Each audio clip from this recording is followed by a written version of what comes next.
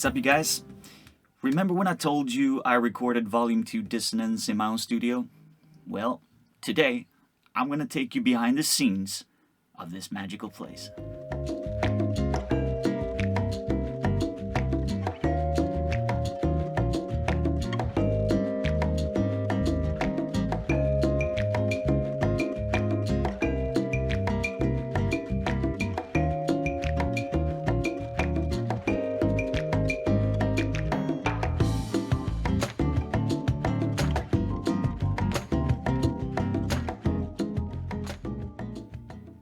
Yeah, that's it.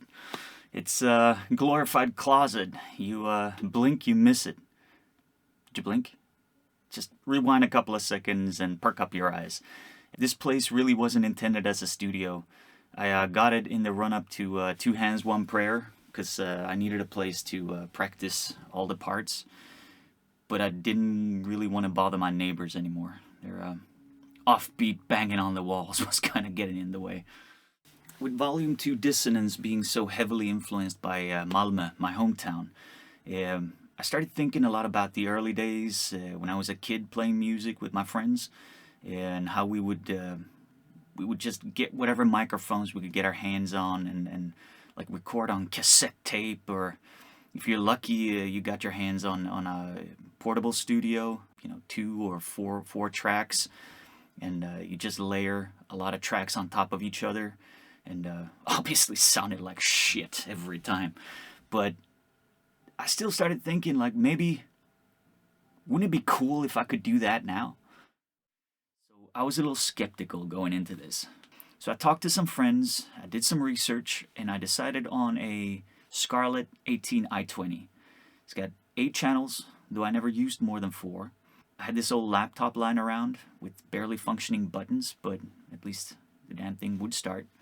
And I got an old Cubase 7 DAW from a friend.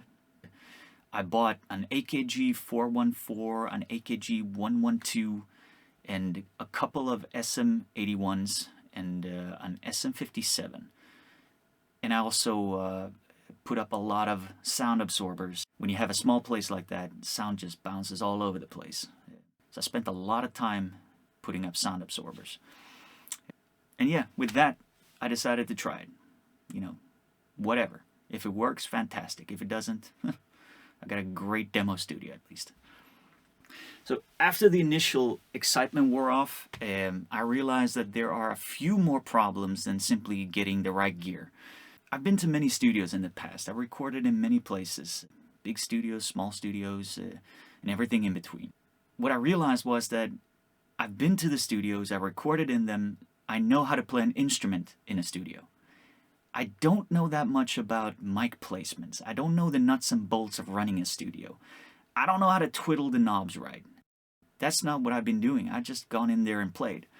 So that, in combination with no soundproofing in my studio, and at least one heavy, dark, black metal band that I like to rehearse at the same time as I wanted to record, really fucked up my early recordings. And I was really close to giving up. I'm like, I'm not getting this. But there was no way I was going to give up. I think it's a universal musician's dream to want to have your own studio. And I figured that if I can make this happen, if I can make this sound good, I can tick that off my bucket list.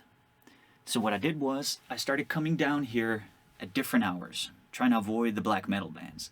I learned a metric shit ton about mic placement, and I got a consistently good sound out of all my recordings.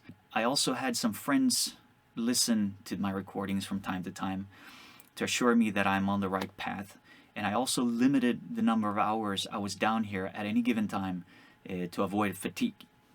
Pretty soon, things were starting to sound good. And I must say, in the end, I'm super happy with the result. It came out exactly the way I wanted it to. But perhaps most importantly, I've proven to myself that I can, in fact, record good songs, good albums in my own studio, in the Royal Rat Hole. And that's pretty damn cool.